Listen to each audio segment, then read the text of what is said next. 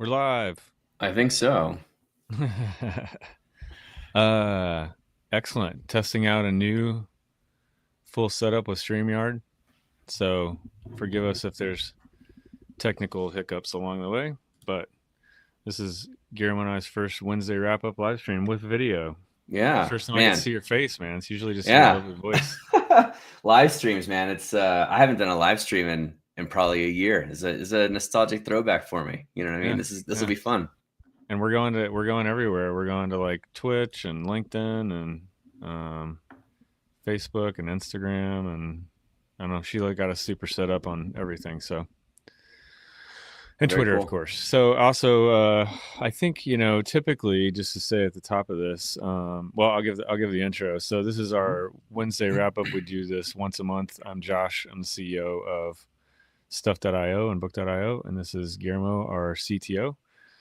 We do this once a month. We do a Wednesday wrap up where we talk a little more technical and product about what we built, and it's a bit more nerdy than some of our more content kind of related spaces and stuff that we do. So if you have a question along the way, what we usually do is take one question at the end of our rambling about what happened in the prior month.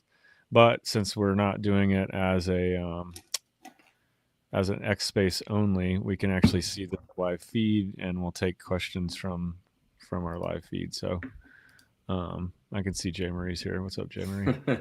Um, so yeah, with that intro, yeah, we're streaming across all these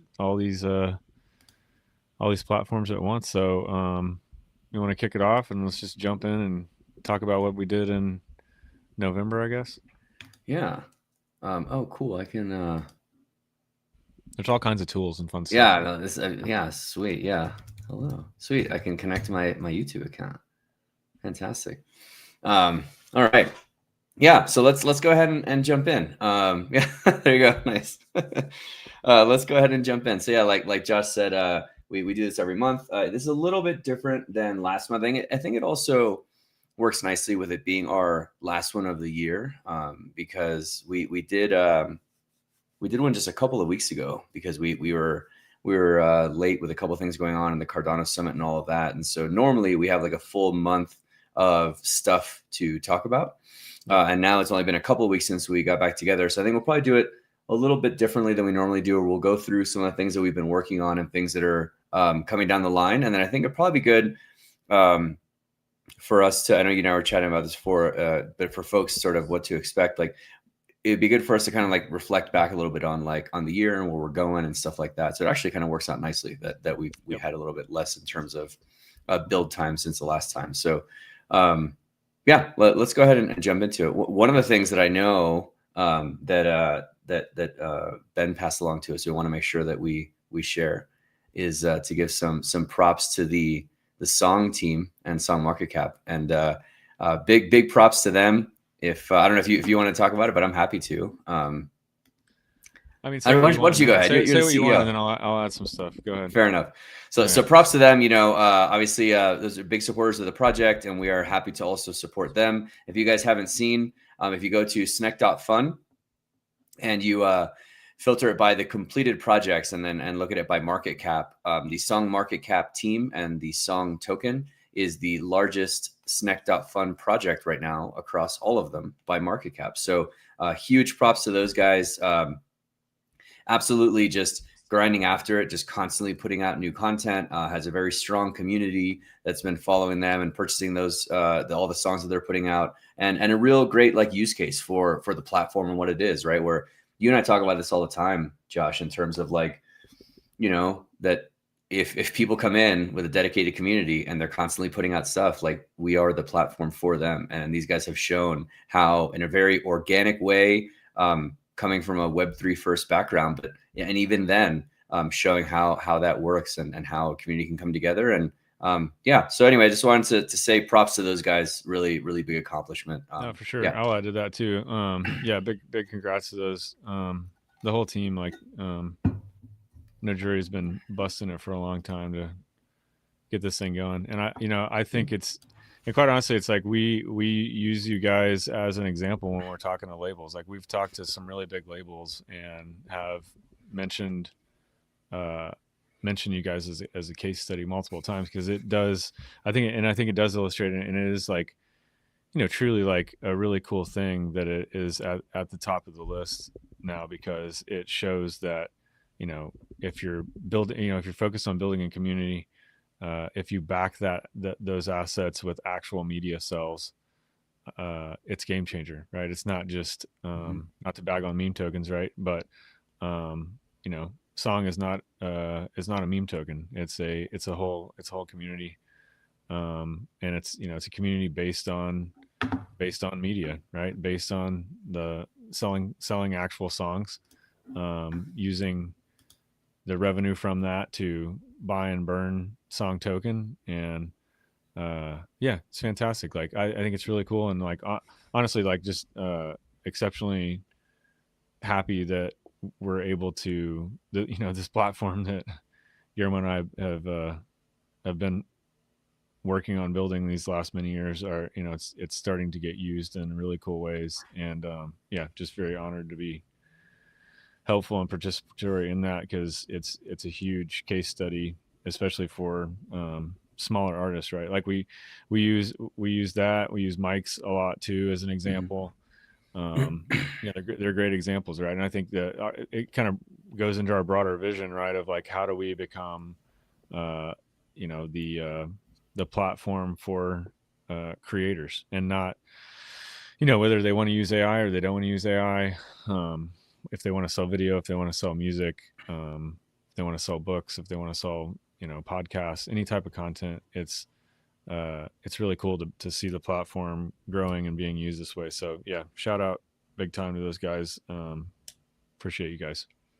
Yeah, 100%. I think to your point too, it's like, whether it's something that is done by hand or with AI or whatever. I mean, that's between the creator and their audience, right? We're just here to just help them just get the stuff out there. And so it's 100%. Fully the discretion of the creators and what they think their audience wants. And clearly the Song Market Cap team has tapped into an audience that is very supportive and interested in that. So awesome. You know what I mean? Like good for them. That's fantastic. So yeah, lots of respect for that. So absolutely. Cool. Yeah, I wanted to start there. A great, like I said, great case study in the community who are using what we build every day, and it's very, very cool. So, yeah, so I had to talk about like some of the stuff that we've been working on in the past few weeks, and then maybe at the tail end or the sort of second half, we can talk a little bit more about some of the other things we have coming up and some of the stuff that we've worked on throughout the year. So for sure. So one of them from a full stack perspective, we've talked about it a little bit for a while, but now I'm happy to say that Send to Friend is now in test. We've been working really closely with the guys at TX-Pipe and working with their TX3 library, actually with several of their libraries, with TX3, so that is for the transaction construction, with Palace, which is their library for creating and managing Cardano wallets, with their deployed platform Demeter Run, which hosts the Dolus Rust node to submit transactions onto the network. So a lot of different parts from TX-Pipe's library coming together to support Send to a Friend. Yeah, so we're working with them. I think, to my knowledge, kind of like with what you and I were talking about, similarly how it went with Aiken, I think we're probably going to be the largest project using this in production, like at scale, their new TX3 library. And so with that, for folks that are following along and, including Nacho and our test team, it's a double-edged sword with doing some of this bleeding edge stuff. And part of it is that we are working with them and finding like edge cases and stuff as we test this stuff. And they're being really good partners and working through it. I know they actually have right now 2 different pull requests, one to each of 2 different libraries on fixes that they're putting in based on stuff that we found with Send to Friend. So that is in test. It will shortly go to alpha testing inside of the company, and then from there we'll start working with some of our closed beta testers to go from there. That being said, Nacho's good at breaking our stuff and other people's stuff. Yeah, exactly. So yeah, I invited him to the TX-Pipe room. I'm like, hey man, just tell them directly the dreams that you're killing, Yeah, so with that, and then, I think also to set proper expectations for folks, like we have a lot of things that Josh is going to mention at the tail end here that we also have that are ramping up. And so I wouldn't be surprised if like we get this merged in, we start doing some like initial testing, and it kind of like stays in alpha and beta testing for a while before we really start rolling this out in a larger degree. But the cool thing is that we know that the capability and the technology is there, and then we're just going to figure out how we operationalize it and roll it out, likely like after the new year. But I'm really excited that the actual infrastructure and all of it is in place, and we've got it actually into testing now, and it's deployed and working. So yeah. For those that are curious in terms of how send to a friend is going to work, we're going to start it with send a DEA to a friend via email. So the way that's going to work is that, and with self-directed wallets first to start. So any assets you have in your self-directed wallets, you'll be able to go and click send. From there, it'll ask you to enter an email address of who you want to send it to, and put in their information in terms of their names, how you want your name represented. For example, like, Josh, if you're sending it to Ben, you might, send it from your buddy Josh. If you're sending it to your kids, you might send it from dad, right? And so we don't necessarily want to assume how you want that to appear. So you'll enter their name, your name, the email address you want to send it to, and optionally like a note to fire it off. Then what actually happens is from there, we take the transaction, we send it into a wallet that we're holding the asset for the person to claim. And what the person will get is an email with an actual promo code that will utilize our existing promo code system. And so when they click on that, it takes them to a redemption page where the code is auto-filled.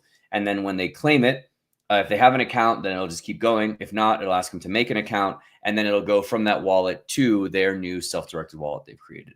So effectively, when we do it that way, you can now send any of your DEAs to anybody in a Web 2 kind of way that doesn't need to know anything about blockchains or wallets or any of that stuff. So I was just thinking how I could maybe troll this too, which might be another way that we need to look at. So if I want to send something to Ben and I'm like, yeah, it's I type it's from me. Can I type it's from anybody? Yes, but it's still coming from your email address. Okay, it does come from my email address. Yeah. So I just wanted to make sure I couldn't send him some nefarious content for fun and tell him it's from his mom or something. Well, I guess that's interesting. Yeah, let's see. We're figuring this out in real time. So it'll say it's from you. That's fair. And we do send you a copy, but I guess currently there is no confirmation. Yes, that's a good point. I think what we'll do is it's interesting, right? Because it's an interesting point you break up, because so on the one hand, right, it could be easy to say like, this coming from Josh and here's his email address if you want to ask him any questions or whatever. But on the other hand, I don't necessarily know that we would want to be just like giving up email addresses like that, right? So yeah, I think you could just, if you want to, you could just anonymously send people stuff and just put a different name. You could send Ben something really weird and say it's from his mom, That's true. Okay. Ben loves when we mention his mom on these things. So it's just, just always thinking about his mom, Anyway, yeah, so that's how Send to a Friend's going to work. It's in testing now. I expect we'll, for those of you that have worked and helped us test stuff in the past, I expect that we will probably have you guys start messing with that here in the next couple of weeks.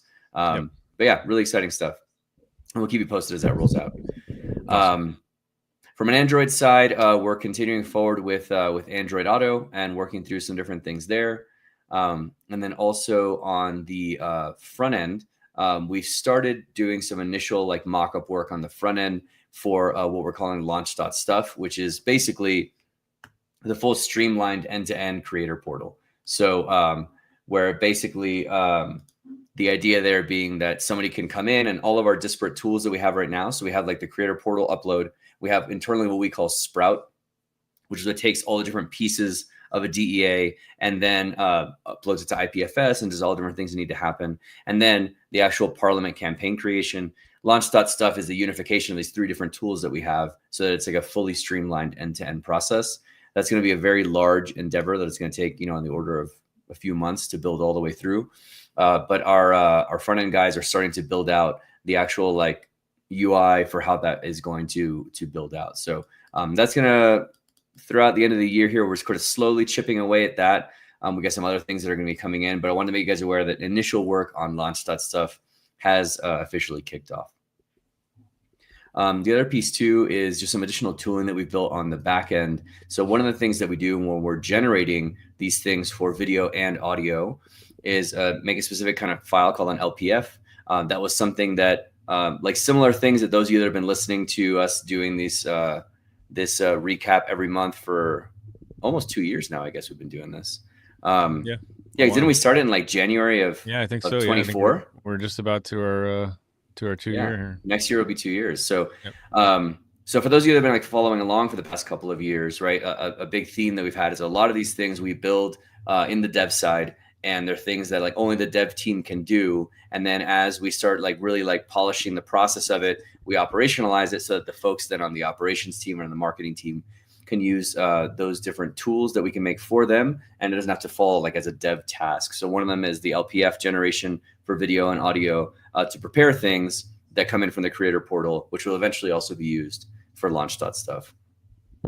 Yeah, so I mean, it's only been a couple of weeks since the last time we talked, but that's the sort of a lot of the big things that we're working on right now.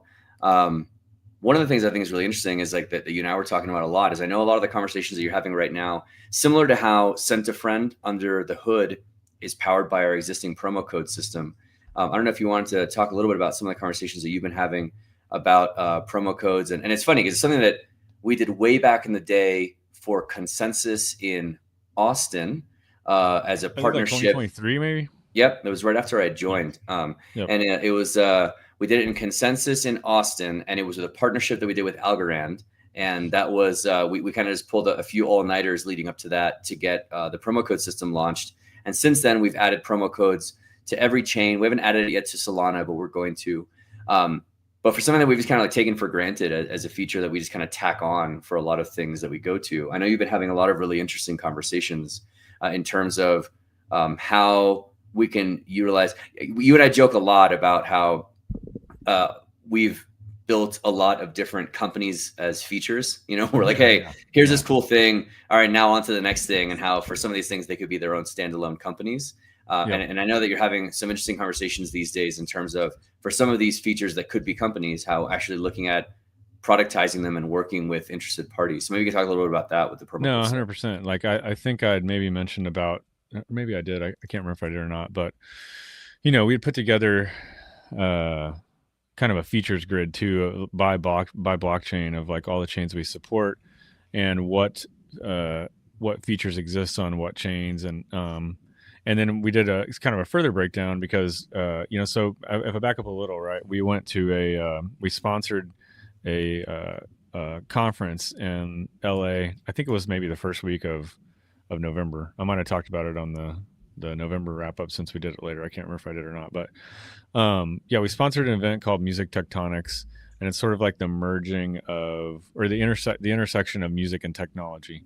So tons of tons of labels, tons of artists, tons of actually even just like hardware companies too, not just software, right? It's like pioneers there with like their newest stuff, like all kinds of interesting things. Lots of AI stuff, but like the general theme, I'd say, of a lot of the panels and not just like conversations we were having, just like other conversations like periphery, was all about direct to consumer. It was like the number one thing that literally every label, every manager, every artist is trying to figure out is, hey, how do we go direct to consumer, because they're not making any money from streaming, right? So and they think about direct to consumer obviously different than we do, because they're thinking about direct to consumer of like, hey, how do we sell more t-shirts, how do we you know, how do we sell more, you know, merchandise from our website, how do we sell more concert tickets, you know, how do we get first party data, like how do we get access to, you know, our list of fans in a way that we can actually communicate with them, right? So it was like, it was kind of ridiculous because it was like the easiest tee up for what we're doing. And you know, we give away, like I've got some cards here. I don't think I have the card that we gave away at Music Tectonics, but you know, we gave away a card there, you know, similar to these types of cards, right? So there's like, you know, there's a card with like a single or something, and then there's like a QR code on the back, and you can go scan it and redeem it. And we do these things at a lot of conferences, and we've had different artists use them, like the Cardano Summit. Actually, the Cardano Foundation was using cards to give away a copy of a book that they have.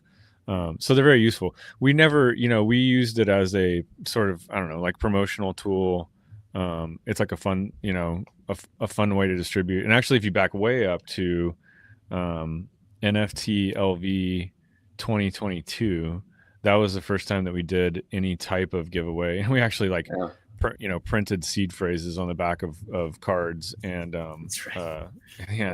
that was when we did the first meditations. Yeah. And so you kind of fast forward that, and like the product kind of life cycle of that, and adding all these different enabling all the different chains, like building that out more fully, where we can like customize it in a way where we were approaching it in a way of, hey, if we're giving away a particular book or something, which I think we did some of that when we sponsored a cover on Publishers Weekly, and added some tools so that we could I don't know if that was then when we added the branding tools or not, but basically, you can add like a header across the top that matches whatever that branding is. Yeah. And then you can kind of customize the page and like, make it sort of match more like that property of whatever the thing is that you're giving it away. And so, as we started having a lot of conversations with a lot of labels, and I mean, I talked to all three of the big labels and tons of others, 100% across the board. Like they're all interested in this, direct to consumer. And so a lot of those conversations started turning into, hey, what do you guys do? Is there like a white labeling, or is there like a B2B or SaaS type of thing? And we hadn't really like approached anybody with that sort of, capability set from that framework, right? So, and I think that as we've had a lot of follow-up conversations with lots of investors, labels, artists, everybody like across the board, I think there's like huge potential for like I would say like a B2B to C, right, where it's like we're working with and I'll give you a practical example, right? Like there's a few different merchandise companies now that we're talking to that from a B2B perspective, right, what they basically want to do is they want to purchase in bulk codes from us that they then would distribute to artists that they work with, right? So whether that's the artist delivering those codes via social media, or from their own Shopify websites, or live and concerts, or giveaways like cards like we're doing, they could kind of use those however they want, right? So the true benefit to us then, right, is like then we have new users coming into the platform, right? Because at the end of the day, they resolve to become like stuff users. They use the Stuff app, but all of this infrastructure that we kind of built around, to a certain extent, like our own kind of internal giveaway mechanisms, and making it so that an artist could give something away, like we can sort of repurpose from an enterprise perspective, which I think is seeming like it's going to bring a tremendous amount of value, and quite honestly, just like larger contracts of like how we can onboard people that have large catalogs and lots of artists and want to push them over here in a way, and gives it an easier kind of onboarding ramp, right? Because you don't need to know crypto or anything when you're using a code. You just end user goes in and punches in the code. We built out actually, and one thing that you didn't mention that Futz did, right, was building because a lot of artists have Spotify, or not Spotify, they all have Spotify, I guess. Yeah. They all have Shopify websites, right? So, and we have our merch Shopify website. If you need some merch for Christmas, you should go get some. Mm-hmm. Shameless merch plug. But all of them have these Shopify websites where they're trying to sell, vinyl albums, or now they're trying to sell cassette tapes. A lot of them even try to, they'll try to sell just a digital download, and it's just like raw MP3 files, which immediately you've lost control of your IP when you're selling that, right? And you're right back to the Napster days of file sharing. So this gives them the ability to, and what Futz built out was basically a version of where we could, because you guys have done a lot of work on the back end of all of this promotional stuff too, right? Like stuff that we don't really talk about to the audience, because it's like, I don't know, it's sort of more internal, just like administration. Like it's not that, not that fun kind of stuff, but it's like there's a lot of tooling that's gone into this. So it's like on the back end, the business team can go in and like generate these codes. They can generate a big number of them. We usually generate a big number of them because we send them to print for some particular thing that we're doing, but we've never really said like, hey, let's generate 100,000 or 1,000,000 of them, because we're going to give them to such and such label, and they're going to then allocate like to what extent, what asset or video or album or single or whatever they want to use to distribute that, right? So fantastic for us, because essentially from a business standpoint, when you look at it, it's like basically a net positive user acquisition, right? Like we're getting paid to get new users into the ecosystem and grow the platform, which is fantastic. So a lot, I've had a lot of actually have had some conversations with some very high level, like the heads of gigantic music organizations, and all of them are, it's kind of funny because it's like it's a bit of the imposter syndrome, right? It's like I should not be the one like telling this person anything, right? But they're like, we're super interested in blockchain, like we're all of our teams are really looking into it, we're trying to dig in, we're trying to learn. And I think a lot of it honestly too is like the benefit that we get of this macro environment, right? Of like which Bitcoin has it's been a bit rocky the last several weeks since whenever October 5th or whatever, but still, right, it's like then you get the ETF news yesterday.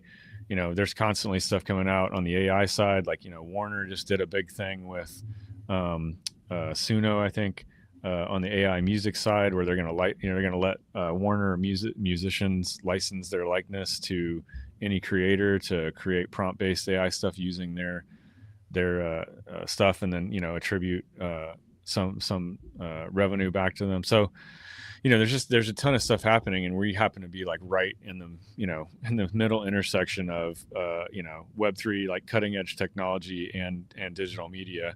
And so it's allowing us to have a lot of really cool conversations where, I don't know, thinking about our business in a different way, where it's like we're still a platform, we're still building out the launch dot stuff and like the creator portal side, and like firmly believe in all that, but our capability to take existing tools that we have and sort of repurpose them in a B2B sort of SaaS way to simultaneously allow us to grow the platform and grow revenue is really it's freaking fantastic.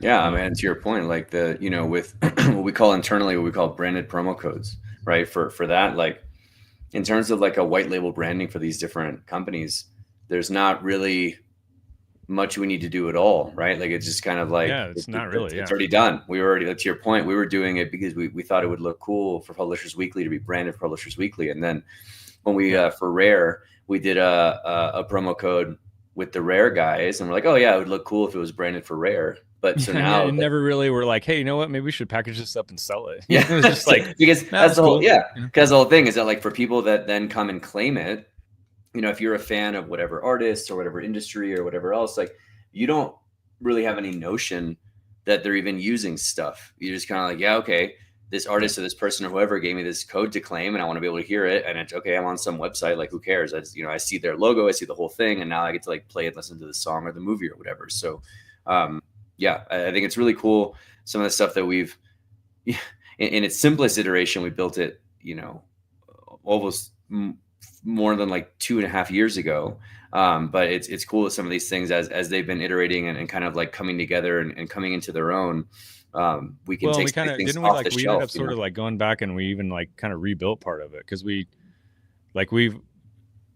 I don't know. It's just funny when you look back on it, right? Like hindsight's 2020, right? But it's like, to your point, it's like, yeah, like 2.5 years of like having this product that we like built and refined and like, updated and then kind of rebuilt and then, refined and like built administration tools. And like, now we like have this, this whole kind of product setting here that we're like, we never really like tried to directly monetize this in an interesting way. So anyway, I feel like we rambled about that for quite a while, but but I think it's a cool thing, right? So I think for folks that have been like following along, especially like on these recaps for the past couple of years, they've been hearing all of these iterative things and sort of following along with that journey where it's like you kind of sometimes lose track of the aggregate, and sort of like that whole idea of like the whole being more than the sum of all different parts of the features that have added together for it, and how it's just become this much larger thing. And I think we're going to find increasingly, like to your point about when you and I were talking about that sort of that features matrix, and then Nacho put it together is very impressive to see.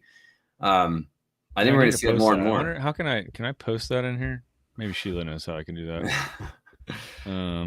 But I think it's cool. It's a PDF, because I think it is cool, because it's like when you really break it down, it's like kind of to your point too, right? It's like, you could isolate one row from this thing, and one blockchain, and say that's going to be our whole business. All we're going to do is this one thing, and like I don't know, over the course of 4.5 years of like basically heavy R&D and project-based testing, like we've built a tremendous amount of really cool stuff. Yeah. And so it's just cool now, like seeing how some of these conversations are coming full circle, where when we're talking about the things that we build, how some folks are really coming to appreciate, like, oh, wow, hey, just that one thing you mentioned, can we just like do that? Can we like make that like something that we can use? So, yeah. Yep. Let me see. I'm going to take a screenshot of this and see if I can give it to Sheila, and maybe she'll figure out how to post it. I don't think I'm sharing anything I'm not supposed to, but sometimes I tend to share stuff that I'm not supposed to. So that's fine. I'm not announcing a BookCon or anything, so at least not on purpose. Not on purpose. Yeah. When we have StuffCon though, it's gonna be dope. That'll be fun. That'll be good.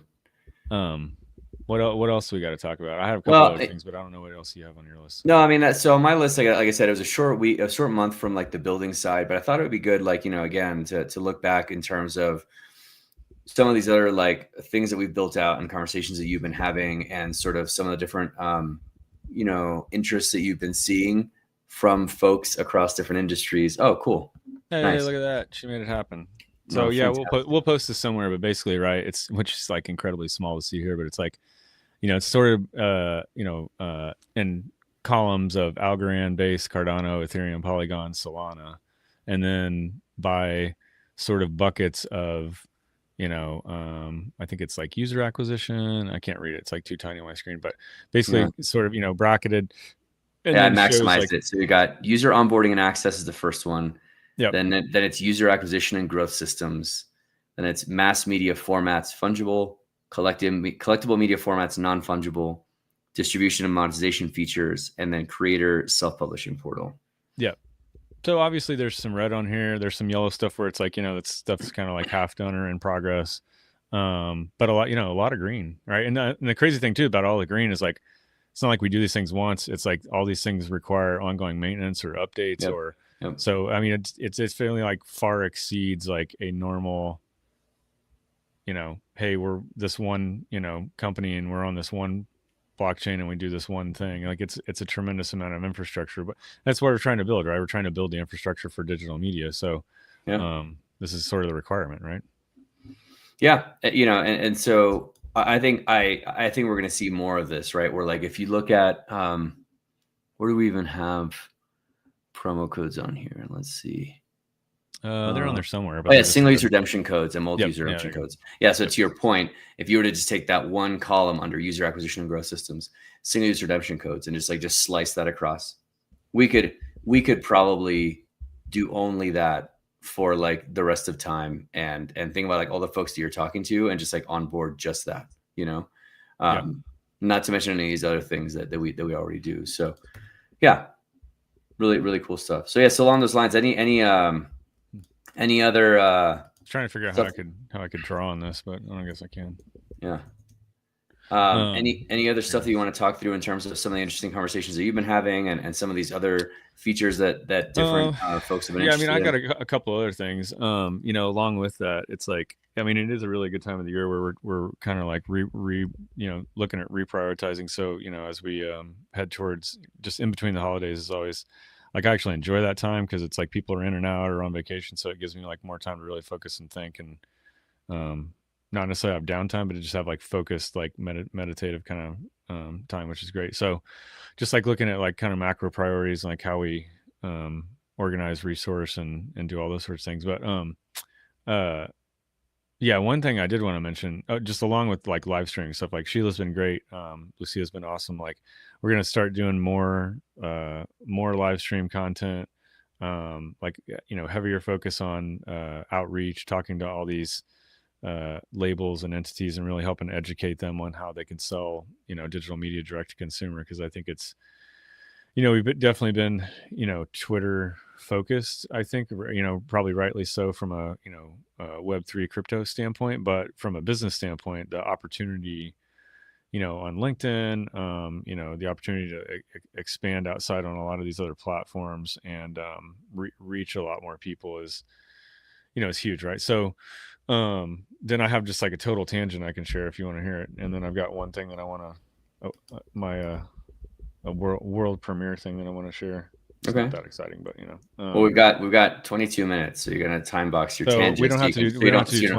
We don't have to do 22 minutes. But I got my, and not hating on streaming media, because I think a lot of times people think we're trying to say streaming media is bad. I'm totally pro streaming media. I think it's fantastic for discovery, and it's great. I think while you're loading that up, I think too, like what I always tell people, because the first question people get is like, well, do you really think you're going to get people off of streaming, whatever else? And I think the big thing I always tell people to think about is like, it's a classic example of like market segmentation, right? Like when you're on a flight and you're flying from, Dallas to Germany or whatever, right? Like that same flight, every seat on that flight, they're all going from Dallas to Germany. But it's the same reason why some people are willing to pay like, $900 and some people are willing to pay $5,000, right? And the difference is that like for those people paying $900, like I want to pay the least amount possible and get to Germany. And for other people, like, well, I want to be able to like lay down fully and I want to have a really nice meal and I want to feel comfortable and feel well rested when I get there, right? And so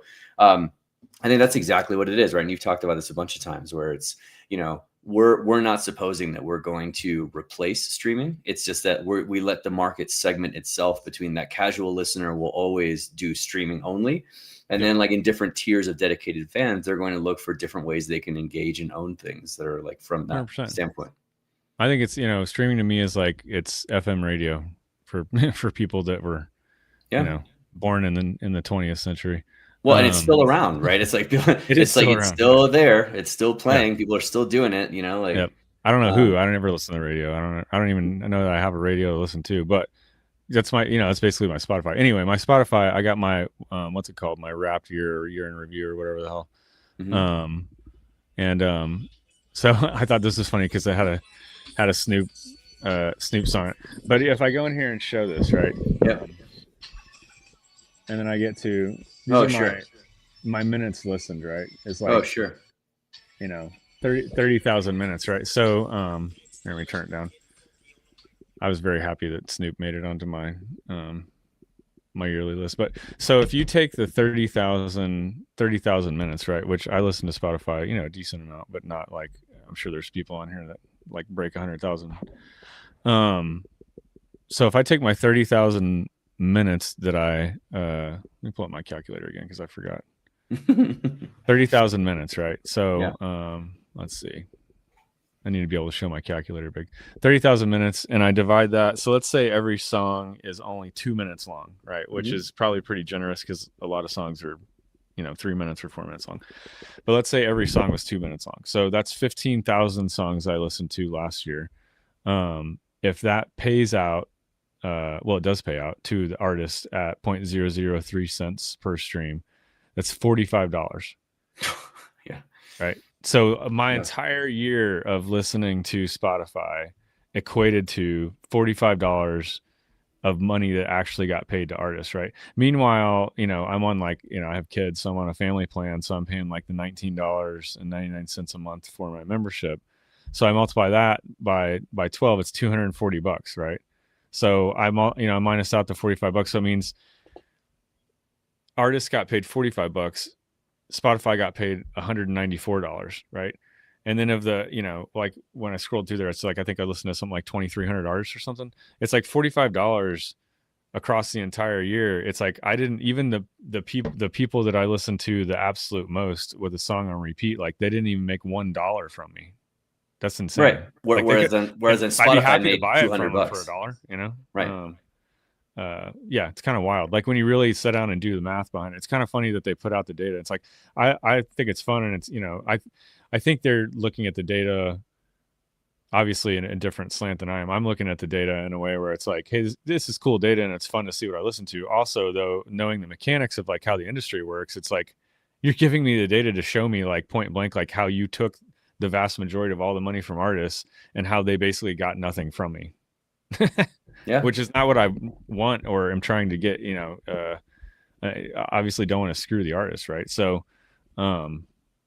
yeah, it's pretty fascinating really when you start to think about it and what our technology really enables, right? Kind of going full circle back to, Song Token, right? Where Jury's able to come in every week, sell a new song, right? He's made more money.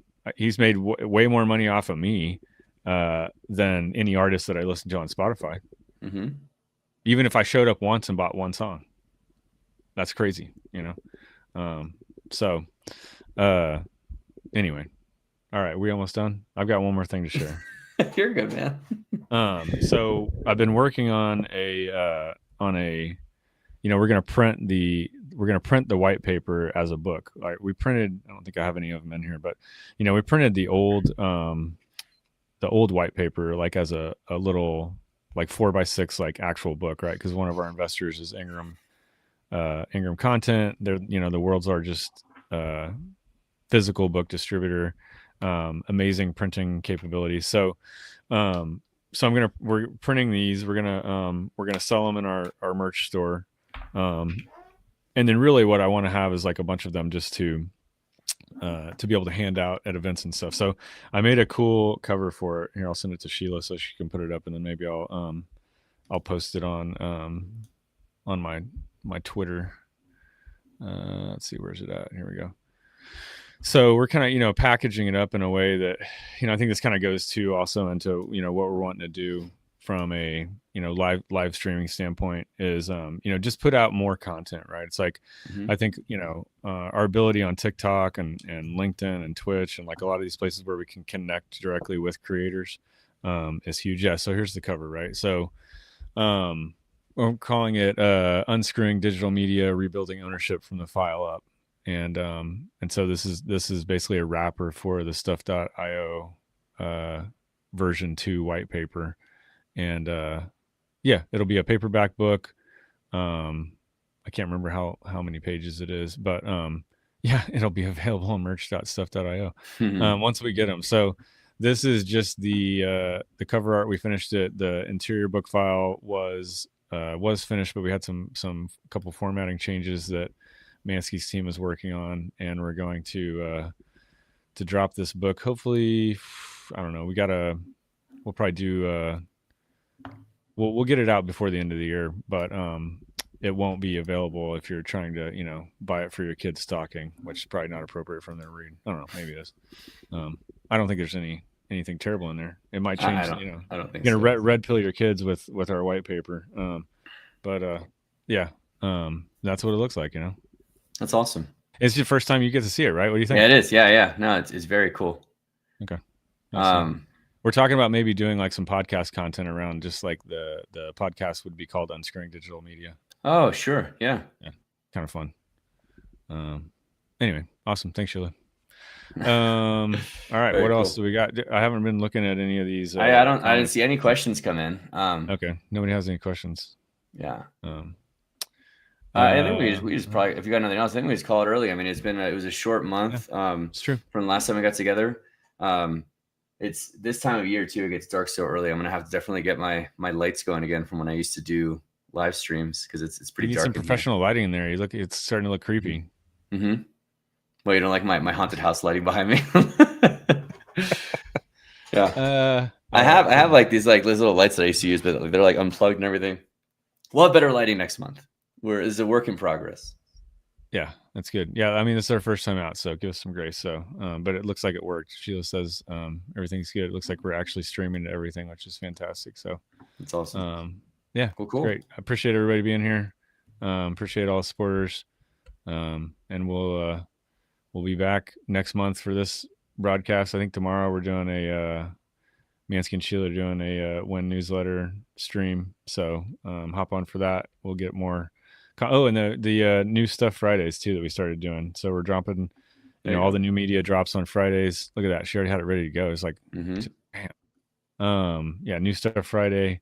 We're trying to this is one thing we kind of got out of the that show in LA. Was like, hey, we really need to, start having top 10 lists on the homepage. We need to start having all of our media go out on Friday. So trying to, not just do new music, but all the new stuff, books, music, movies, everything. So, yeah, that'll happen Friday. They'll be on tomorrow to talk about it. And I think they have an interview with an artist that they're going to play too, that they just did.